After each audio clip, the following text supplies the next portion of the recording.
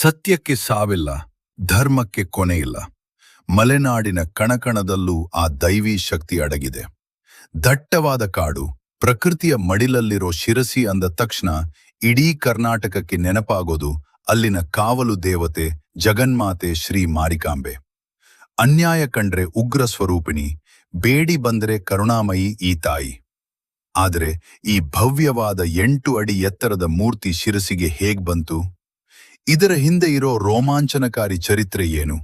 ಬನ್ನಿ, ಇವತ್ತಿನ ವಿಡಿಯೋದಲ್ಲಿ ಆ ಜೀವಂತ ಪವಾಡದ ಇತಿಹಾಸವನ್ನ ಸಂಪೂರ್ಣವಾಗಿ ತಿಳಿಯೋಣ.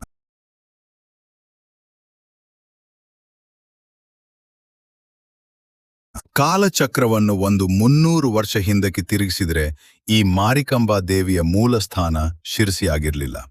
ಹೌದು, ಈ ತಾಯಿ ಹಾನಗಲ್ನ ಕದಂಬ ರಾಜರ ಆರಾಧ್ಯ ದೇವತೆಯಾಗಿದ್ದಳು. ಅಲ್ಲಿನ ರಾಜರು ಮತ್ತು ಪ್ರಜೆಗಳು ಈ ದೇವಿಯನ್ನು ಅತ್ಯಂತ ಭಕ್ತಿಯಿಂದ ಪೂಜಿಸುತ್ತಿದ್ದರು. ಆದರೆ ಕ್ರಿಸ್ತ ಶಕ 16ರಿಂದ 17ನೇ ಶತಮಾನದ ಸುಮಾರಿಗೆ ದಕ್ಷಿಣ ಭಾರತದ ಮೇಲೆ ಪರಕೀಯರ, ಮುಸ್ಲಿಂ ರಾಜರ ಆಕ್ರಮಣಗಳು ಹೆಚ್ಚಾಗುತ್ತವೆ. ದೇವಸ್ಥಾನಗಳನ್ನು ಲೂಟಿ ಮಾಡುವ ಭೀತಿ ಎದುರಾಗುತ್ತದೆ. ತನ್ನ ಪ್ರಾಣಕ್ಕಿಂತ ದೇವಿಯ ಮೂರ್ತಿ ಮುಖ್ಯ ಎಂದು ನಂಬಿದ್ದ ಭಕ್ತರು ಆ 8 ಅಡಿ ಎತ್ತರದ ಭವ್ಯ ವಿಗ್ರಹಕ್ಕೆ ಯಾವುದೇ ಧಕ್ಕೆ ಬರಬಾರದು ಎಂದು ನಿರ್ಧರಿಸುತ್ತಾರೆ.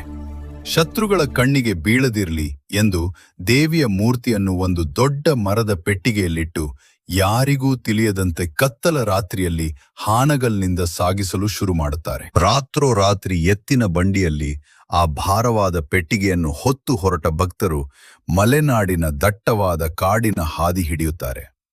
ದಾರಿಯಲ್ಲಿ ಕಳ್ಳರ ಭಯ, ಇನ್ನೊಂದೆಡೆ ಶತ್ರು ಸೈನಿಕರ ಆತಂಕ.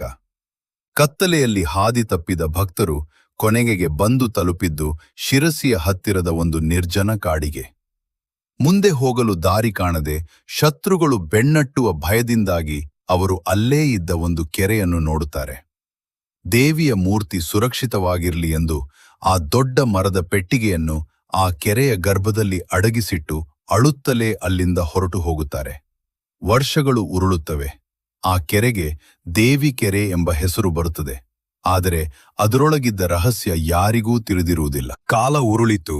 ಕ್ರಿಸ್ತ ಶಕ 1689ರ ಸಮಯ. ಶಿರಸಿಯ ಒಬ್ಬ ಪರಮಭಕ್ತನಿಗೆ ಒಂದು ರಾತ್ರಿ ದಿವ್ಯವಾದ ಕನಸೊಂದು ಬಿಡುತ್ತದೆ. ಕನಸಿನಲ್ಲಿ ಸಾಕ್ಷಾತ್ ಜಗನ್ಮಾತೆ ಪ್ರತ್ಯಕ್ಷಳಾಗಿ, ನಾನು ದೇವಿಕೆರೆಯ ಗರ್ಭದಲ್ಲಿ ಮರದದ ಪೆಟ್ಟಿಗೆಯೊಳಗೆ ಬಂಧಿಯಾಗಿದ್ದೇನೆ, ನನ್ನನ್ನು ಹೊರಗೆ ತೆಗೆದು ಪ್ರತಿಷ್ಠಾಪನೆ ಮಾಡು ಎಂದು ಆಜ್ಞಾಪಿಸುತ್ತಾಳೆ. ಮಾರನೇ ದಿನ ಬೆಳಗ್ಗೆ ಆ ಭಕ್ತ ಊರಿನ ಪ್ರಮುಖರನ್ನು ಕರೆದು ಕನಸಿನ ವಿಷಯ ಹೇಳುತ್ತಾನೆ. ಮೊದಮೊದಲು ಯಾರು ನಂಬದಿದ್ದರೂ ಕೊನೆಗೆ ಎಲ್ಲರೂ ಸೇರಿ ದೇವಿಕೆರೆಯ ಹತ್ತಿರ ಹೋಗುತ್ತಾರೆ. ಕೆರೆಯ ನೀರಿಗಿಳಿದು ಹುಡುಕಿದಾಗ ಆಶ್ಚರ್ಯ ಎಂಬಂತೆ ಭವ್ಯವಾದ ಮರದ ಪೆಟ್ಟಿಗೆ ಸಿಗುತ್ತದೆ. ಊರಿನವರೆಲ್ಲ ಸೇರಿ ಆ ಪೆಟ್ಟಿಗೆಯನ್ನು ದಡಕ್ಕೆ ತಂದು ಕುತೂಹಲದಿಂದ ಅದರ ಬೀಗವನ್ನು ಮುರಿಯುತ್ತಾರೆ. ಪೆಟ್ಟಿಗೆಯ ಮುಚ್ಚಳ ತೆಗೆದ ತಕ್ಷಣ ಇಡೀ ಜಾಗದಲ್ಲೊಂದು ದಿವ್ಯ ತೇಜಸ್ಸು ಆವರಿಸುತ್ತದೆ. ಅಷ್ಟಭುಜಗಳನ್ನು ಹೊಂದಿದ 8 ಅಡಿ ಎತ್ತರದ ತೇಜಸ್ವಿ ಕಣ್ಣುಗಳುಳ್ಳ ಶ್ರೀ ಮಾರಿಕಾಂಬಾ ದೇವಿಯ ದರ್ಶನವಾಗುತ್ತದೆ. ಆ ದಿವ್ಯ ಮೂರ್ತಿಯನ್ನು ನೋಡಿ ಇಡೀ ಊರೇ ಮಂತ್ರಮುಗ್ಧವಾಗಿ ಜೈ ಮಾರಿಕಾಂಬಾ ಎಂದು ಜಯಘೋಷ ಹಾಕುತ್ತದೆ.